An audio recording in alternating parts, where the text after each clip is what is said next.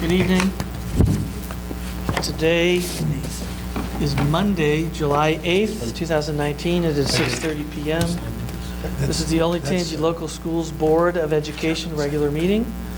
I will call the meeting to order. Ms. Hatfield, please call the roll. Mr. Bartz? Here. Mrs. Fiesel? Here. Mr. King? Here. Mrs. Patrick? Here. And Mr. O'Brien? Here. Please stand and join me in the Pledge of Allegiance.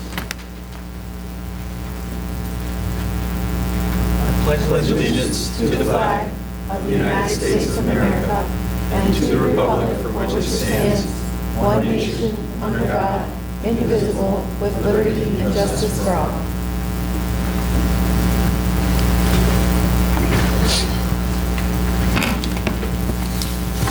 Okay, we do have an addendum to the agenda. Yep. So I'll entertain a motion to approve the agenda as amended. So moved. Any discussion? Or second? Second. Any discussion? All right, please call the roll. Mrs. Fiesel? Yes. Mr. King? Yes. Mr. Bartz? Yes. Mrs. Patrick? Yes. And Mr. O'Brien? Yes. All right, first item is Board President's Report. I don't have much. We met about 10 days ago. Not much has happened. So I'll pass right on to Mr. Rafe for the Superintendent's Report. Thank you, sir. Actually, I didn't actually plan to have much, but then had I know it's scary, thought. I wanted to highlight a couple things on the agenda and then a couple other things going on in the district. Actually, need my notes. So I do want to compliment Mr. Meyer and his HR team on getting the amendments and everything up for us. They are feverishly processing new hires. We're still have a couple more before the start of the year, but they're doing a great job of getting everything ready for us to go start school. I wanted to give a quick update on where we are with regards to our forecasted enrollment. You know, we were doing forecasted enrollment in November, and where we are now. And so currently, we are 144 students over projection.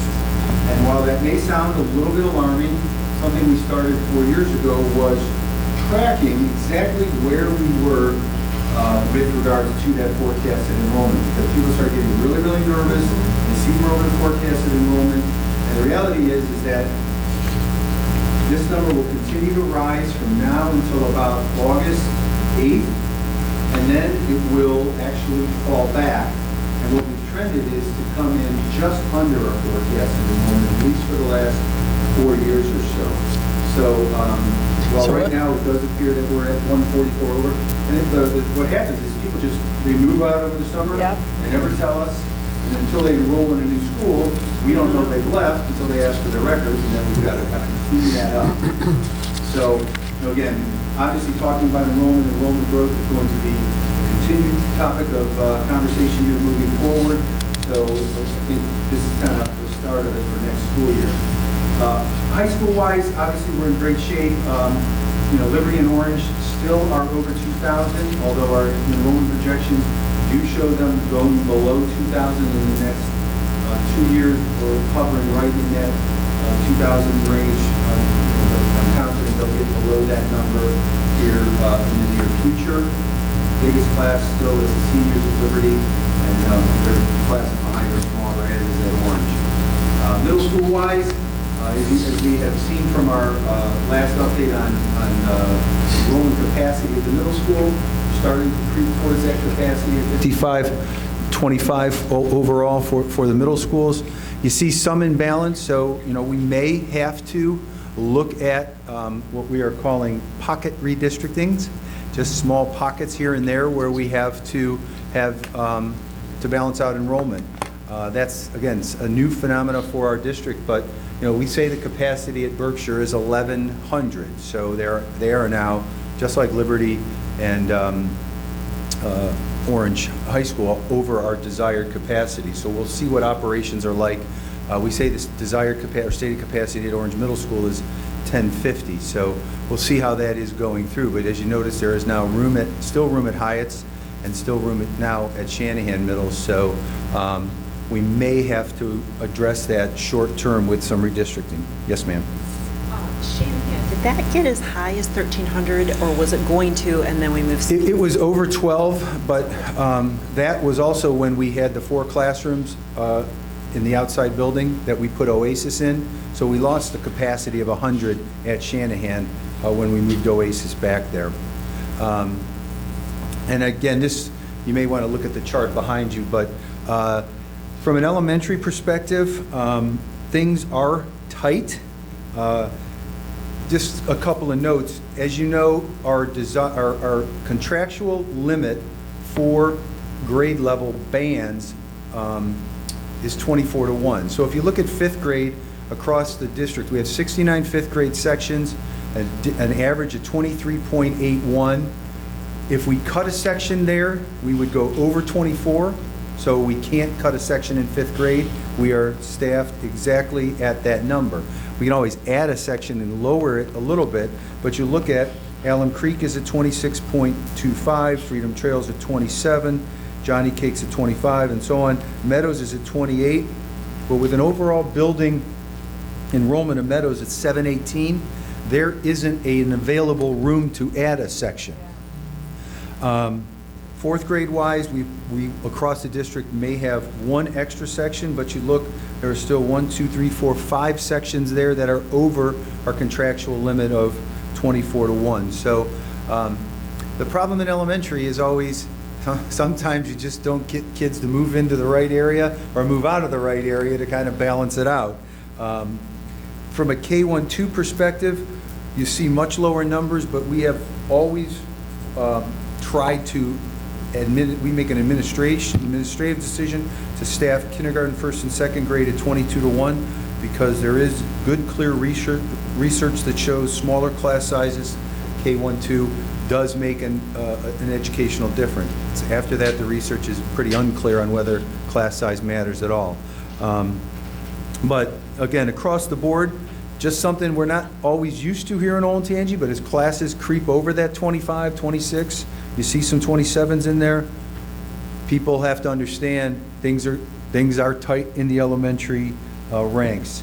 Currently, our smallest elementary is 517 at Alum Creek, followed by 564 at Liberty Tree and 569 at Souter Ridge, and then they're all significantly over 600. Meadows continues to be the largest elementary at 718, followed by Wyandotte Run at 705, and then we got a whole bunch in the 670, 675 range, Johnny Cake at 699. We did do some pocket redistricting the last 2 years at Meadows.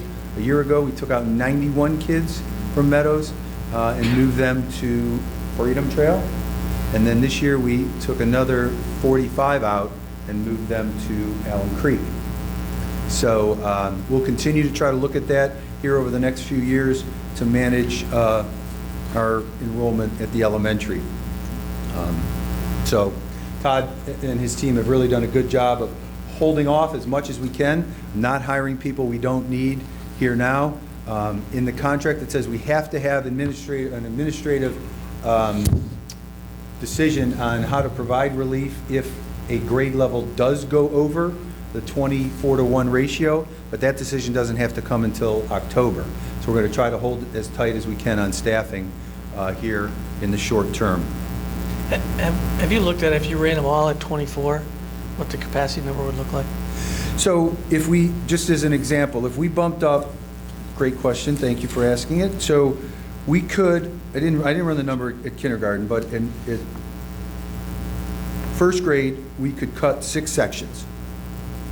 And at 2nd grade, we could cut 9 sections, and at 3rd grade, we could cut 3 sections.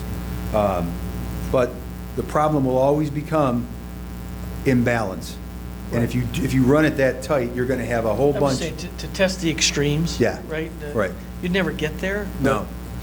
And I think those are always numbers that we keep trying, and again, I give Todd credit. He's looked at a lot of them. You know, when a principal says, I have a 4th grade section that is at 27, we need another 4th grade, and he came back and said, well, you have a 3rd grade at 2019, because you chose to ran 5 sections at 3rd grade, how about you cut a section at 3rd grade and move it to 4th grade? Well, we're not sure we want to do that. And Mr. Meyer has been very good at saying, that's what you need to do before we talk about anything else. Problem solved. Problem, well, and again, those are tough conversations, but they need to be had as we continue to try to stretch those resources as best we can, so. If we go back one, is 8th grade still the largest class? 17, 16. Overall, I think 9th grade is slightly bigger. If I had it broken down, was 9th grade broken down there, 17, 8, you see 9th and 10th. Okay. So 8, 9, 10 are the largest. But they're not they're not, strikingly larger, because you see now 6th grade's crept back up a little bit bigger than 7th. And then across the board at the elementary, 2nd grade is 1624, 3rd grade 1670, 1642, and 1643. Those are the 2 areas we have seen some growth. Those, obviously, we get more growth in elementary grades than we do in the upper grades. We typically see growth in like the move-in years of like 6th grade typical transition years, 6th grade and 9th grade. We don't see a lot of growth after that. High school numbers stay pretty flat, so. It's going to pop in 9th grade usually? A little bit, just because people, if they're going to move their high schooler at 9th grade, typically. The typical enrollment in high school is whatever we gain, we lose. So what we kind of have here is what we have moving forward. Couple items on the agenda. As we discussed with our safety and security update, there is a request for approval with Fanning Howey to modify their contract to start designing security vestibules for Orange High School, Liberty High School, Olentangy High School, and then Liberty Middle, Orange Middle, and the other 3 middle schools are done, and then the 11 other elementaries. It is a really extensive project. Even though you think Liberty and Orange are the same design, they're flipped. So it's really 2 sets of drawings for that, and they're in different municipalities. Orange Middle School will have a different design. Shanahan's already done. Liberty Middle will have a different design, and then the 11 elementaries, they're mirrors. So there'll be 2 designs in the elementaries moving forward. So that request is coming through, so we can start those designs, get good numbers for our planning for how we want to proceed in that moving forward. So, and then another action item of note is extending our contract for 3 years with the Delaware County Sheriff's Office for our SRO services. As you're aware, those are shared services, so we're very thankful for the Sheriff's Office commitment to pay for essentially half of our SRO services, and we're happy to continue that partnership here moving forward. And then there's our next, just for all people, Power School is going live. We're kind of in our dead phase with Power School. We're anxiously await every year the students who figure out the workaround to get access to their schedules and class lists that allegedly we try to close every year, but somehow the kids outsmart us. We'll see. August 8th is our next board meeting, and then here it comes, first day of school, August 15th. Yes, ma'am. I have a question. This might be for Mr. Meyer. We have a lot of new hires on this agenda. How many more positions do we have left? So we have 5 family consumer science positions, one Liberty Middle, and a couple of administrative positions. Oh. Two assistant principal, Liberty High School are interviewing this week. And then we have, we can still get a resignation tomorrow prior to the July 10th deadline, and then obviously we'll hire that. But we're holding the shape. Good. We just posted 3rd grade at Arrowhead because they were over 27. And that's one of, again, I've asked Todd to kind of monitor some of our enrollments have fluctuated up, some have fluctuated down, so we have a better grasp of where those buildings are, and if we think they're certainly going to hold, we want to get it in ahead of it. So we did just post 3rd grade at Arrowhead just today. Thank you. Okay, anything else? Thank you. Great. Thank you. Ms. Hatfield, the treasurer's report. Certainly. So we have a couple of updates regarding House Bill 166 that I wanted to give you and our community and our audience who listen to the audio replay. We have been planning for the governor's signature on the biennium budget to come as of June 30th. Now, that did not happen for this biennium budget. Instead, a 17-day continuation budget, or Senate Bill 171, has been approved. So what will happen is in the first 17 days of July, they will continue to fund things at the 2019 fiscal operating level. So more to be continued. We have seen that the Cup and Patterson bill was released as a separate bill, as they had stated in their public release. It is House Bill 305. With that, they have extended their original plan from a 4-year plan to a 6-year plan. The new simulations that they released are not significantly different for Olentangy, because we are so far on the current cap and guarantee that we were pushed out and extended into 6 years anyway. So this is more or less bringing the rest of the districts up to that 6-year continuation. So our numbers did not change compared to the last simulations that we saw. We do have, while there's more information about why they won't release any simulations beyond fiscal year 2021. Again, they reiterated because of real estate property valuation and student population beyond that biennium period are very difficult to predict and be accurate, so they're not releasing that data or projections for the 5-year cycle that all schools are responsible for looking at this moment.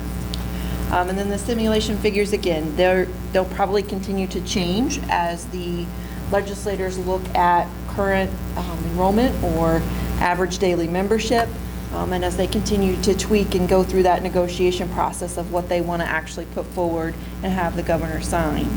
And again, he has the right to veto certain sections that he deems fit. So we're really on hold in this next 17 days to see, again, what might come out of the budget. In terms of the Treasurer's Department, the fiscal year 19 books are now officially closed.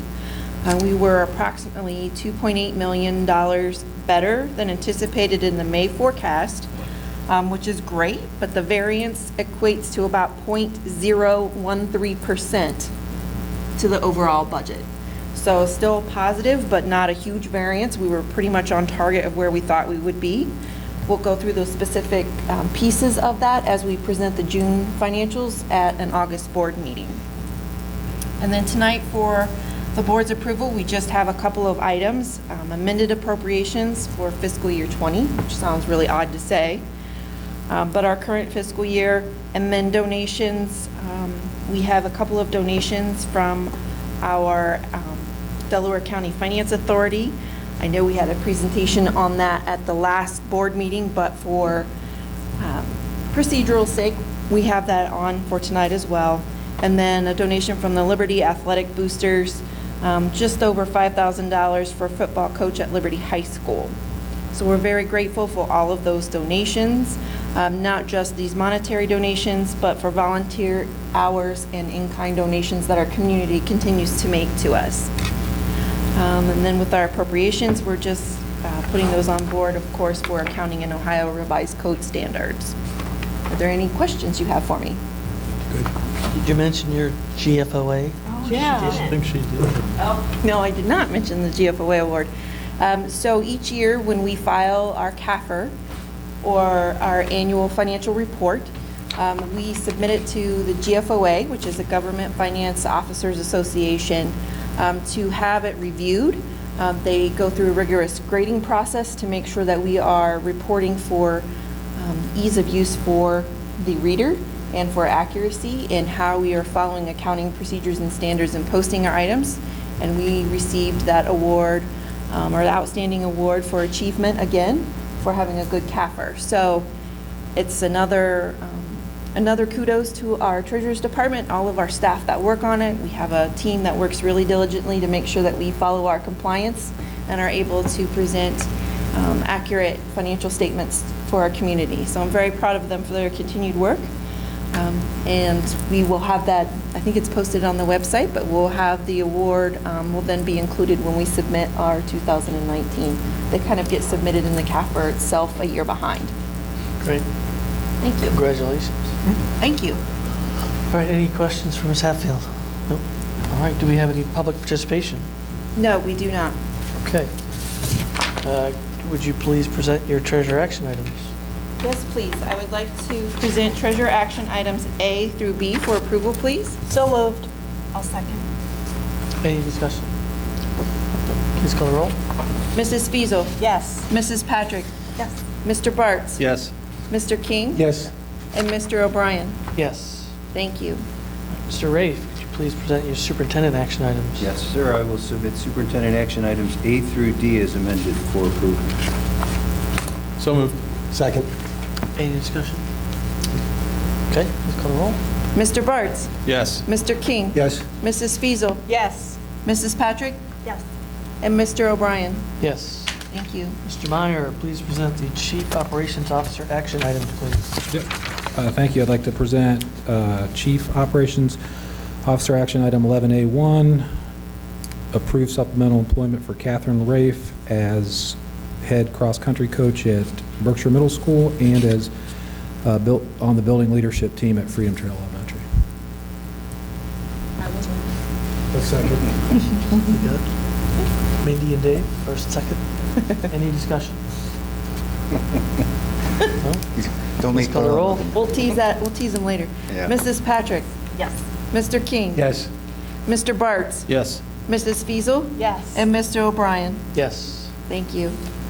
All right, I'll now entertain a motion that the Board of Education go into an executive session pursuant to the Ohio Revised Code 122.22G5 for matters required to be kept confidential by state or federal law. So moved. The only discussion will be, we will be returning to vote and take action, so there is a new business placeholder on the agenda, and then after new business, we will adjourn. Please call the roll. Mrs. Fiesel, Yes. Mrs. Patrick, Yes. Mr. Bartz, Yes. Mr. King, Yes. and Mr. O'Brien. Yes, Thank you. we are going to conference room. The Liberty Room right here. Over here on the back.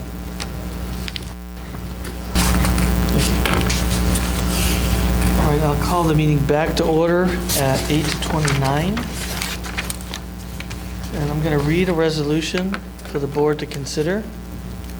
And then we will, I'll ask for a motion to approve the resolution. But let me read it first. So again, this is the only item under new business on the agenda on page 2, item 12.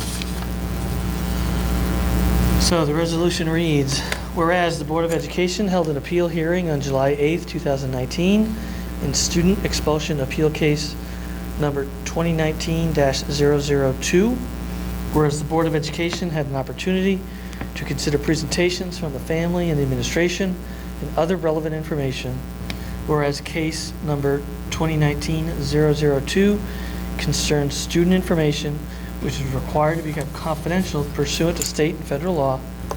Therefore, be it resolved by the Olentangy Local School District Board of Education that the family's appeal is denied and the decision in case number 2019-002 is affirmed. Be it further resolved that the Board of Education adopts, approves, and incorporates herein by reference the conclusions based upon the evidence and testimony shared with the Board of Education in executive session. Be it further resolved that the board president shall provide written notice to the family and the administration of the Board of Education's adoption of this resolution and a copy of the board's conclusions. Could I please have a motion to approve that resolution as written? So moved. Second. Any discussion?